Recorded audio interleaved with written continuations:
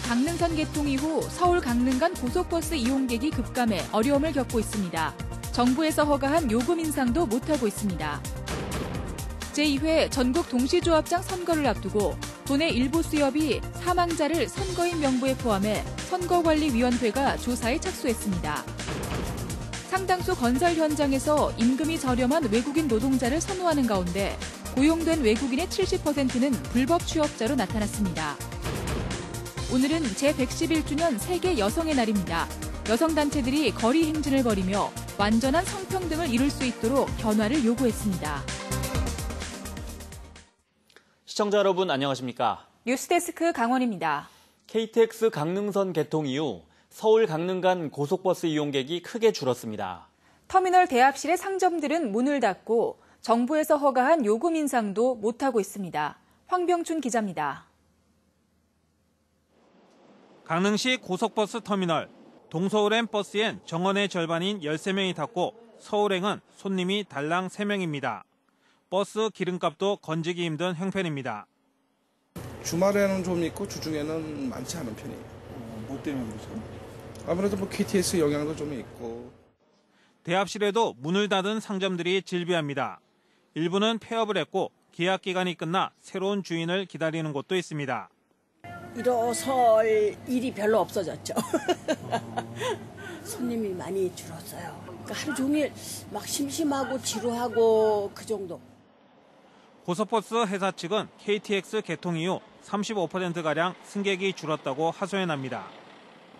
시외버스와 KTX 사이에 낀 서울 강릉 간 고속버스는 정부에서 인가한 요금 인상분도 다 반영하지 못하는 시점입니다.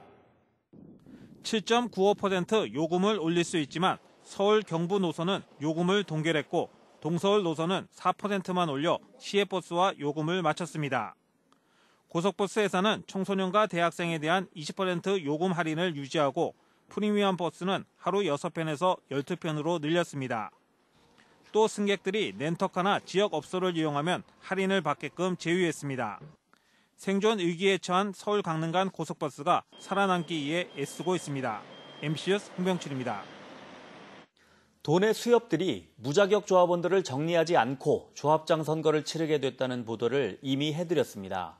일부 수협은 최근 확정된 선거인 명부에 사망자까지 선거인으로 포함시킨 것으로 나타났습니다. 김영우 기자가 보도합니다.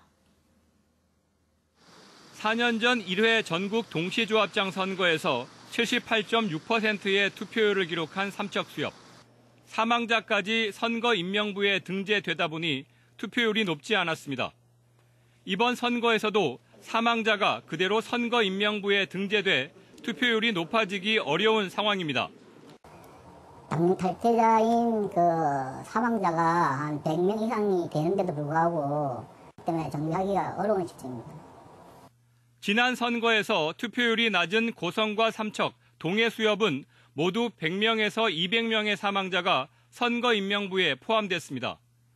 이번 선거를 앞두고 고성과 동해수협은 사망자를 제외했지만 삼척수협은 4년 전과 선거인 수가 비슷합니다. 사망자를 선거 인명부에 넣는 이유에 대해 일부 수협들은 경영상의 문제로 출자금을 환급해 줄 수 없기 때문이라고 말하고 있습니다. 명시적으로 사망했다고 하면 될 수도 있는데 이랬더라 다 확정시키시더라고요. 선거관리위원회는 사망자와 무자격 조합원으로 분류된 조합원의 선거 인명부 등재에 대해 본격적인 조사에 착수했습니다. 선거를 작성이 확정됐잖아요.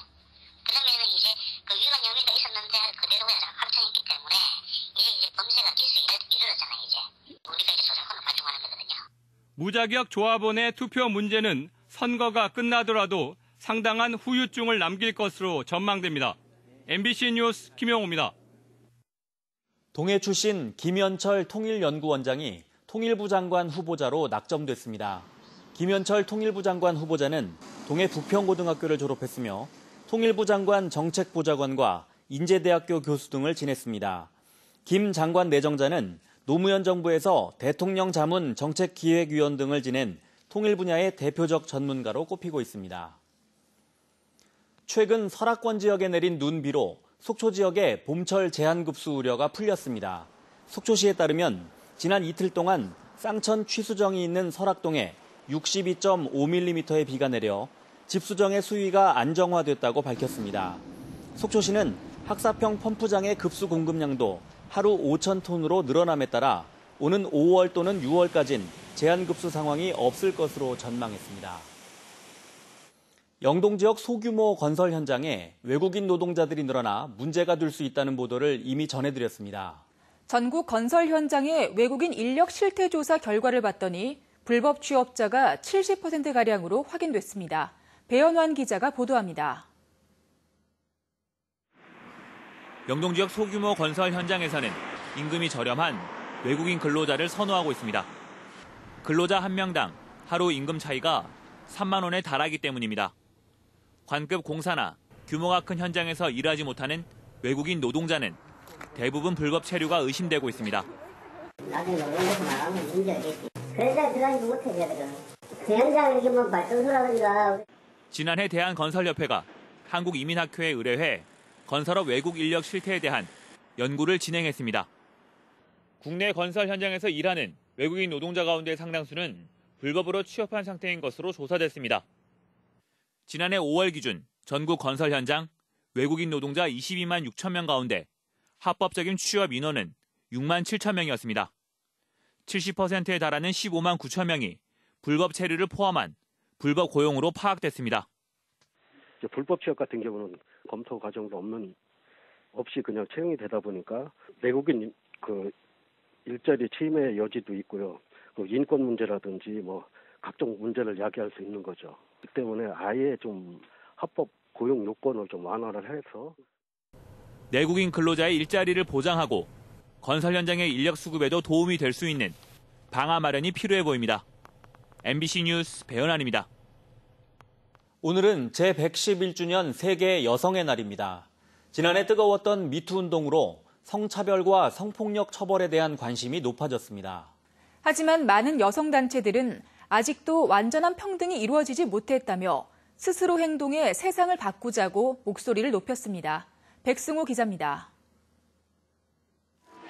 참가자들이 보라색 풍선을 들고 거리 행진에 나섰습니다. 보라색은 남녀 평등의 미완을 의미합니다. 강원도의 후문에서부터 명동 입구까지 스스로 세상을 바꾸자는 외침이 이어졌습니다. 연대하여 평등을 일상으로! 지난해는 미투의 한 해였습니다. 차별과 폭력에 대한 고발이 이어졌고 사회적으로 큰 지지를 받았습니다. 하지만 여성단체들은 우리 사회의 변화가 더디다고 말합니다. 가결된 미투 법안은 소수에 불과하고 미투 대응을 위한 국가적 차원의 총괄 계획은 답보 상태에 머물러 있으며 참가자들은 사회적 불평등에 맞서 싸우고 변화를 위한 행동을 함께할 것을 다짐했습니다. 보라색 장미를 나눠주며 시민들의 동참도 호소했습니다. 큰 힘을 얻었던 것은 여성들의 연대였습니다. 연대의 힘으로 우리는 이 대한민국을 바꿀 수 있습니다. 여성 비례 평등을 일상으로. 정의당 강원도당도 성명을 통해 강원도의 성평등 지수와 성평등 의식이 전국 최하위 수준이라고 주장했습니다. 또 강원도의회 46명 의원 중 여성 의원은 9명에 불과하다며 민주주의의 완성은 성평등이라고 외쳤습니다. MBC 뉴스 백소입니다.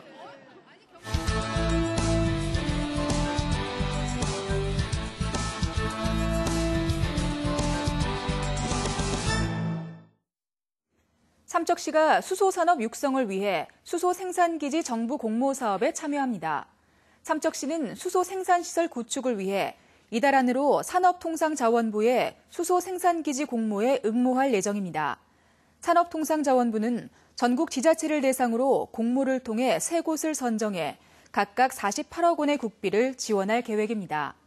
삼척시는 정부 공모에 선정되면 70억 원의 사업비를 들여 LNG 추출 수소 생산 시설과 충전소를 건립할 계획입니다. 강원도 선거관리위원회는 강릉의 한 현직 조합장으로부터 음식물을 제공받은 선거인 3명에게 238만 5천 원의 과태료를 부과했습니다. 선관위에 따르면 전직 조합장인 이들은 지난해 11월 강릉 지역의 모 조합장으로부터 15만 9천 원 상당의 식사를 제공받은 혐의를 받고 있습니다. 이들에게 식사를 제공한 조합장은 지난 1월 검찰에 고발됐습니다. 조합장 선고와 관련해 금품이나 음식물 등을 제공받으면 해당 액수의 50배까지 과태료를 부과받을 수 있습니다.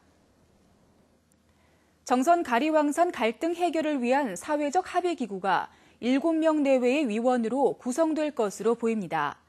합의기구에는 국무조정실과 산림청, 환경부, 문화체육관광부와 강원도, 정선군, 주민대표 등이 위원으로 구성될 것으로 보이며 갈등 해결 전문가와 산림 전문가, 학계와 법률가 등도 참여할 것으로 예상됩니다. 사회적 합의기구 구성을 위해 지금까지 3차례 회의가 열린 가운데 제4차 회의는 오는 14일 서울역 회의실에서 열립니다. 오늘 오전 9시 45분쯤 강릉시 포남동 주택가에서 상수도관이 파열되는 사고가 발생했습니다. 이 사고로 큰 도로까지 흙탕물이 흘러넘쳐 차량 통행과 보행에 불편을 겪었고 호남 1주공 아파트와 인근 주택 등 천여 가구가 오전 내내 단수됐습니다. 강릉시는 포남동 일대에서 수도관 교체 공사를 하고 있습니다. 강원FC가 오는 10일 춘천 홈에서 시즌 첫 승에 도전합니다. 오는 10일 오후 2시 춘천 송암 스포츠타운에서 열리는 2019 K리그1 2라운드 경기에서 강원FC는 울산 현대축구단을 맞아 개막전 패배를 씻고 첫 승에 도전합니다. 강원FC는 올 시즌 12개 팀 가운데 6위까지 포함되는 상위 스플릿 진출을 목표로 경기를 치르고 있습니다. 최근 산악사고가 크게 늘고 있어 주의가 필요합니다. 강원도 소방본부는 이달 들어 불과 엿새 만에 도내에서 14건의 산악사고가 발생해 15명이 구조됐다며 산행 시 안전수칙을 지켜달라고 당부했습니다. 소방본부는 봄철 산행은 추락과 낙상 등 위험 요인이 많다며 무리한 산행을 자제해야 한다고 덧붙였습니다. 강릉시는 아파트 승강기 전력 생산장치 보급 사업을 추진합니다.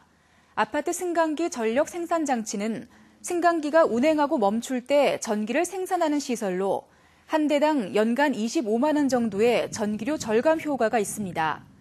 강릉시는 모두 1억 2,760만 원을 들여 10층 이상 아파트에 100대를 보급할 계획이며 다음 달 12일까지 신청을 받습니다.